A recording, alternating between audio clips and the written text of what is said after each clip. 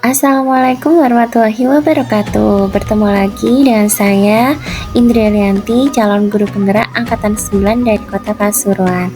Pada kesempatan kali ini saya akan mempresentasikan koneksi antar materi modul 1.2.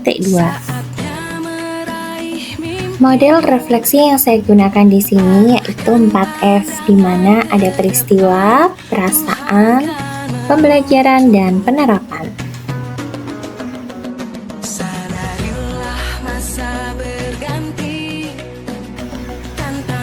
Momen yang paling penting dan mencerahkan bagi saya setelah mempelajari modul 1.1 serta 1.2 yaitu tentang pemikiran Ki Hajar Dewantara sebagai acuan pendidik dan modul 1.2 tentang nilai dan peran guru penggerak. Selanjutnya, memahami filosofis pemikiran Ki Hajar Dewantara di mana seorang guru bertindak sebagai among yang tugasnya menuntun murid serta pernyataan beliau mengenai menghamba pada anak. Dan yang ketiga, menganalisis masing-masing nilai dan peran guru penggerak yang berkaitan dengan filosofi Ki Hajar Dewantara.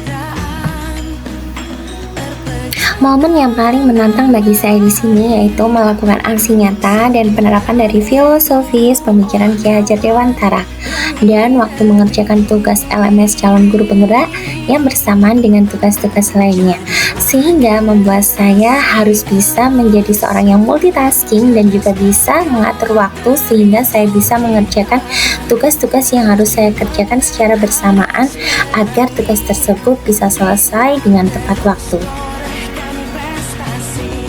Korelasi modul 1.1 tentang filosofi pemikiran Ki Hajar Dewantara dan modul 1.2 tentang nilai dan peran guru penggerak yang sudah saya pahami adalah filosofi pemikiran Ki Hajar Dewantara mengenai pendidikan yang sejatinya adalah menghamba pada anak, di mana pendidikan haruslah berorientasi pada siswa untuk tumbuh kembangnya sesuai dengan minat dan bakatnya.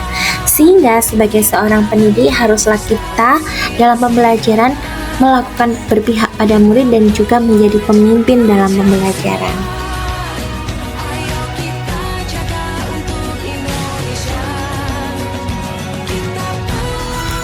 Perasaan yang saya rasakan, saya menjadi seseorang yang berada di tengah padang pasir yang mencoba mencari oase, yaitu ilmu dan pengalaman berharga yang saya dapatkan dari pendidikan calon guru penggerak ini.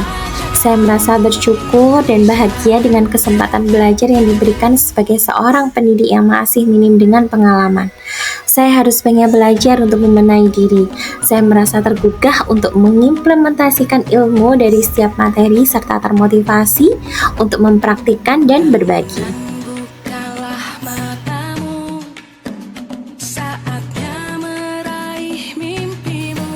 Sebelum momen tersebut terjadi, saya berpikir bahwasannya saya adalah seorang guru biasa yang memiliki orientasi bahwa pembelajaran yang baik adalah murid yang duduk, diam, mendengarkan, dan guru sebagai pusat pembelajaran.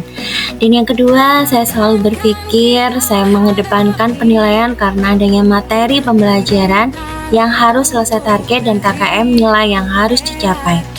Ketiga, saya tidak pernah merefleksi apa yang saya kerjakan.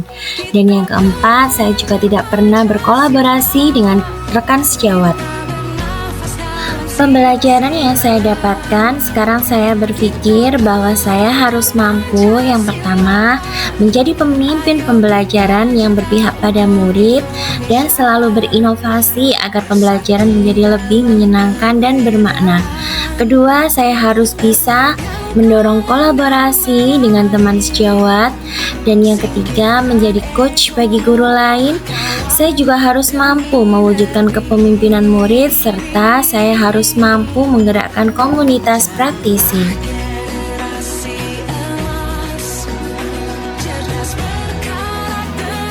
Rencana pengembangan diri yang akan saya lakukan mulai dari sekarang adalah berpihak pada murid, yaitu dengan melakukan sebagai seorang guru, saya akan bersikap among dan menuntun siswa sesuai minat dan bakatnya.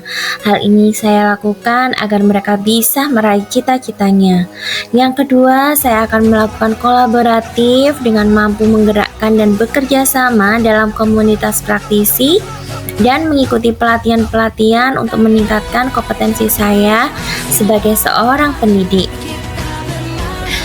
Selanjutnya, saya harus bisa bersikap reflektif, di mana berpikir terbuka dan bertanya pada diri akan kelemahan dan kelebihan saya agar mampu memperbaiki ekosistem pendidikan.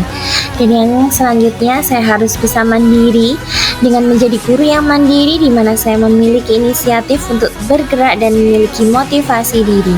Dan saya juga harus bisa berinovatif dengan membuat pembelajaran di kelas lebih menyenangkan untuk anak didik dengan lebih sering menggunakan media pembelajaran yang menarik untuk siswa, mengadakan game edukatif dalam pembelajaran, serta mengubah metode pembelajaran yang sesuai dengan kebutuhan siswa.